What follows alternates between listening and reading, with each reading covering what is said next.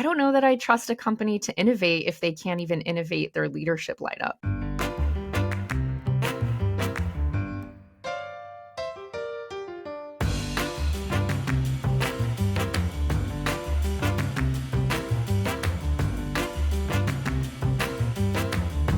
This is your Work Friends, where we cover the now and next of work so you stay ahead. I'm Mel Platt. And I'm Francesca Ranieri. We're back with new week, new headlines. Of course, there's a lot going on. Mel, what are you talking about? It was hard to pick, but I'm focusing on a Fortune article that came out calling it the Bro IPO Summer and how women are missing from boards and C-suites in the current surge of public offerings. Fascinating. And I'm talking about same job, different rights. There is a new workplace divide. Folks, I pulled the data, looked at the last 8 months of how work has changed, and based on the state that you're living in and the employer you have, you might have vastly different rights. And I want to talk about that. Oh, that's such a good topic. I do have one F yeah news to cover as well. Oh yeah. So, We got to cover that. Little sneak peek.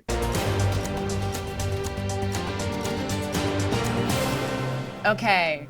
Same job, different rights. There is a new workplace divide. So I was actually really interested to see what is all the legislation that's come down in the last 8 months since the Trump administration has gotten into office.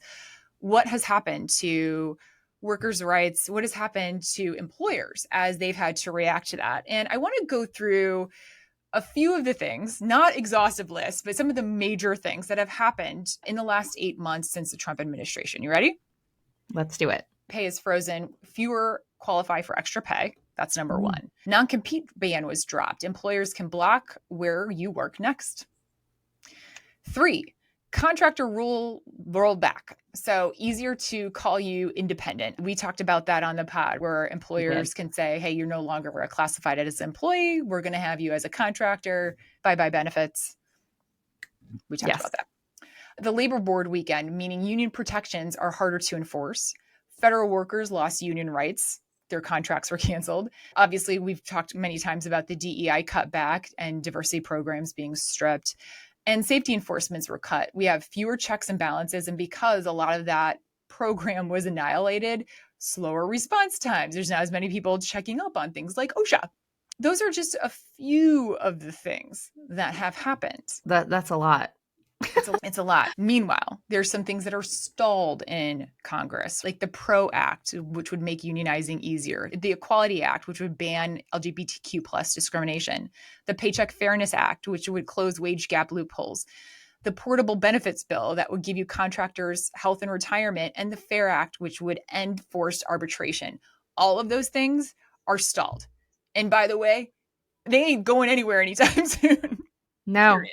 And also the White House just released that talent strategy playbook last week. I highly recommend folks read it, but essentially, and I don't want to butcher this, so please go read it for yourself and we'll link to it in the show notes. But the headline there is they're focused very heavily on apprenticeships, and that can mean something for orgs. But also AI is the Wild West. They want the folks to use that. However, they also don't want people to lose jobs, which is like two conflicting messages where they're not putting any sort of barriers or restrictions around AI to protect people and their jobs, but are also encouraging organizations to do that and trying to heavily influence how organizations are run with their talent strategy. I find this interesting because we have the talent strategy playbook that's dropped. We have a slew of regulation that has made the federal floor drop out, which basically means your protections as an employee, the regulations you need to abide by as an organization are going to be largely left up to either your state regulation or an employer. So it's interesting to me that they released this without any teeth. And it also doesn't surprise me whatsoever because they don't want to be in this business of regulating what businesses do. For employees, there's some things you want to consider. For employers, there's some things that you would want to consider. For employees, again, your protections depend on where you live. California, very different than Texas. Absolutely. The other thing is it's based on who you work for. And this isn't necessarily new. Minimum wage looks different in different states. Overtime can look different in different states. Not necessarily something that's new, but the federal floor that used to be there is completely fallen out. And for employers, you have a choice. You can race to the bottom, or you can set clear standards for what you protect and you reward. Yeah, we talk about this all the time. What do you stand for as an You organization? That's going to become even more critical now than ever before. 1,000%. We had a prediction show at the top of 2025, and my word for what is the work going to look like in 2025 was clarity, because it will be very clear what organizations stand for and what they don't when they don't have to stand for anything. This is coming to roost because we're seeing this regulation getting pulled back. This is also the place where, and friends, I would very much pay attention to this, where employer brand and business strategy are literally now the same thing. The rules you set inside your walls will decide if you're going to keep talent or if you're going to lose talent. And so the big question for me is, when all of the laws start clawing and stepping back, what are the rules as employers? What are the rules that you're writing as an employee? What are the rules that your company is writing? And that's Yeah. going to tell you everything. And it's just such a huge opportunity for businesses to lean into this from a differentiation perspective. Oh, 100%, especially when you're thinking about the employee value proposition. Why should they come work for you? And the headlines inundated with AI everything, and none of us are immune. Everyone's talking about it, but there's a lot of reports now that there's been a little bit of time that organizations aren't seeing the ROI that they were hoping to with that. So it's not the solve all. You're still going to have talent challenges and retaining talent and attracting talent. So the decisions you make today are going to really matter in 2030.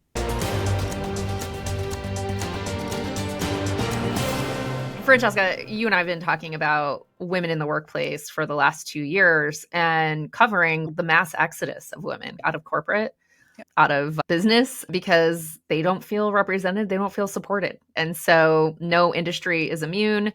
And now IPOs are coming into play. So here's what you need to know. IPOs are back in a huge way. Women aren't showing up in the boardroom or the C-suite, though.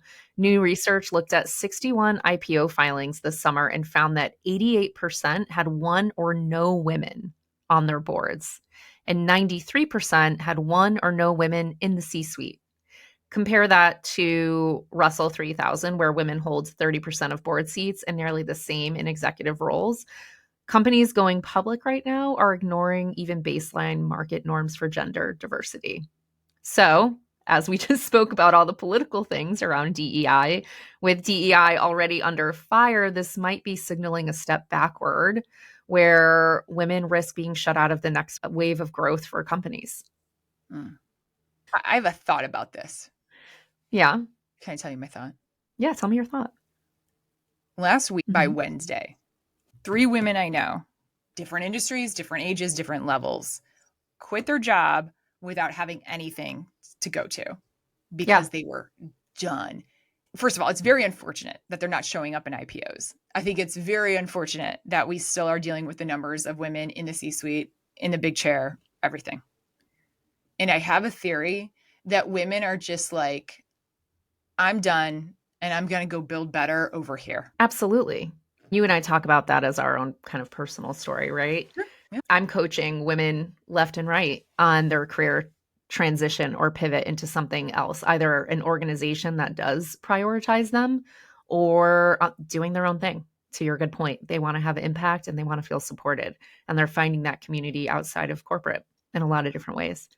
Because the representation is getting smaller and smaller, as we've seen that trend is happening over time. So for folks out there who need an education on IPOs, just in case, a little lemonade stand analogy, if that's okay. Let's just picture you have a cool lemonade stand.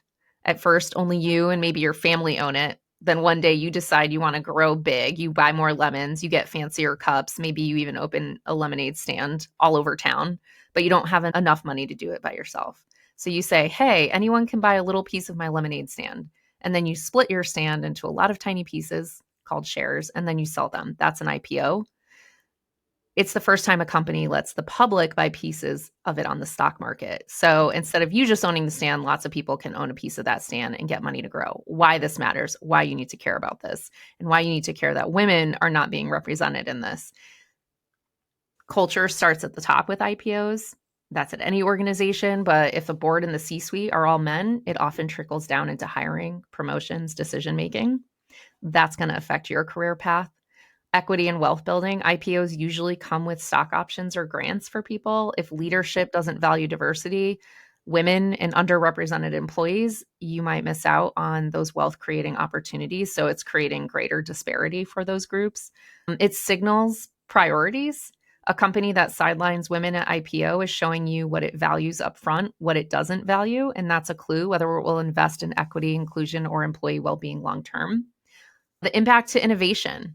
Diverse leadership teams make better decisions, and lack of diversity is going to hurt growth, which can affect job security and company success. And future leadership. IPO companies are tomorrow's big players in the industry. So if they aren't building diverse boards right now, the next decade of leadership pipelines are going to be even more narrow. If IPOs are supposed to be about the future, why do you think this is still so stuck in the past, Francesca? Because they can. Yeah. Because they can. I don't know that I trust a company to innovate if they can't even innovate their leadership lineup. Those are my personal feelings on this.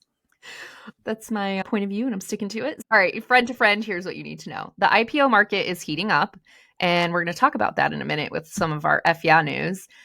The seats at the table, though, are still looking like that old boys club, okay? If you're an employee, pay attention to this. Pay attention to who's making decisions at your company. Ask about the board makeup at all hands or on the website. Bring it up in your ERG groups and use your voice to push for transparency if that's something you care about. And if you're choosing where you want to work, look at those leadership teams before you sign on, because representation is culture, ultimately. If you're an executive, you don't get a free pass because you're early stage. That was one of the excuses that they found in the article. They're early stage, so they just haven't had the chance yet. It's bullshit. This is the exact moment where if you're an executive, you get to set the tone for the company's future. So prioritize diverse hiring and on board appointments before you IPO. Investors and employees should be watching this, and they likely are. And the companies that get this right now are going to win talent and trust for future, which we were just talking about with your story. I don't know. It's getting interesting over here.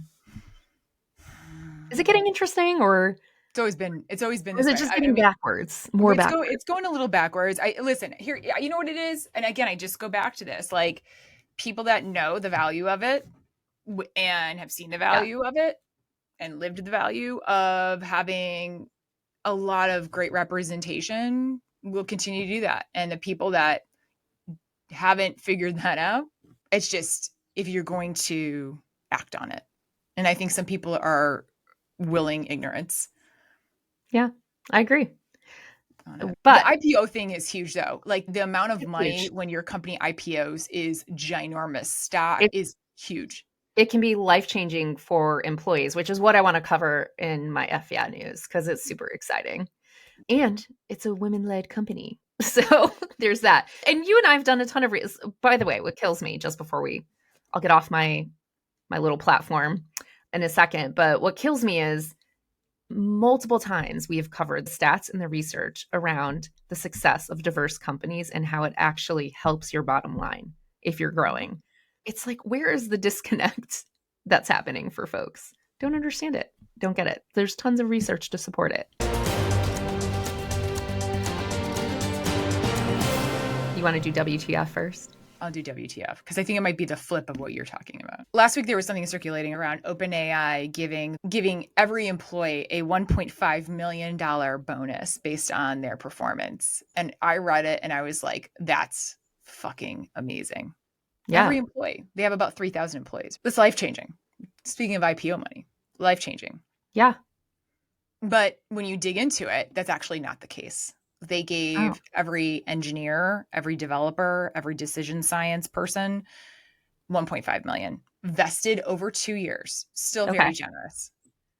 But what strikes me, and where there might have been a huge opportunity, is if they would have given it to everybody. Because everyone plays a role in the success of a company. That's what I'm talking about, because we typically always focus on rev gen roles or product development roles. Hugely important. You don't have a business without them. I get that.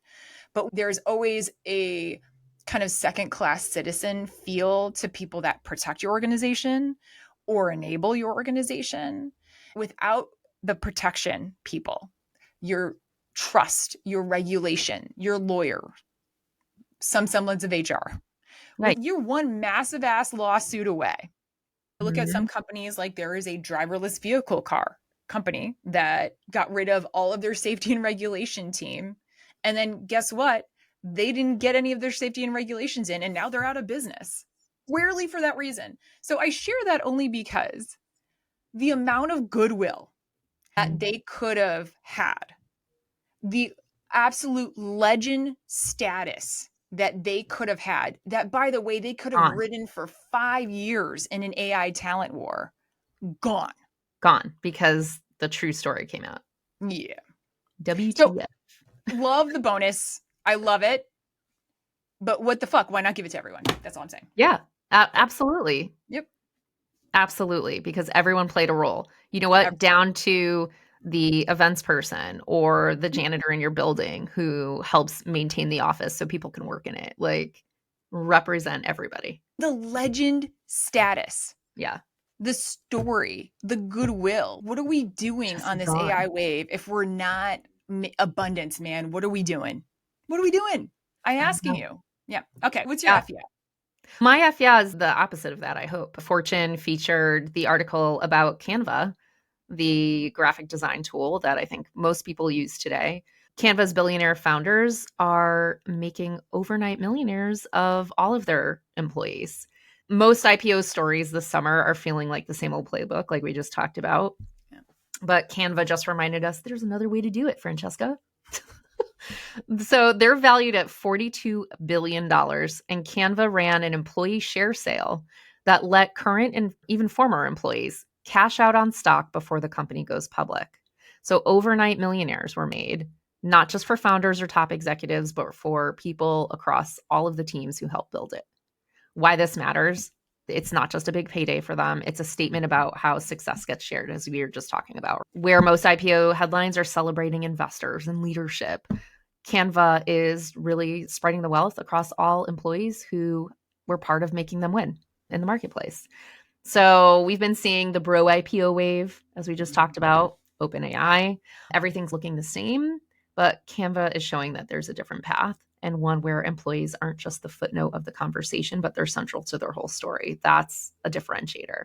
If you're an employee, this is a reminder to pay attention to equity and ownership in your company, especially if you're looking at startups, because that structure could change your life. And if you're an executive, follow Canva because they're doing it. That is all. That is All I got. I love it. All right. Yep. Stop. All right. Yeah. Well.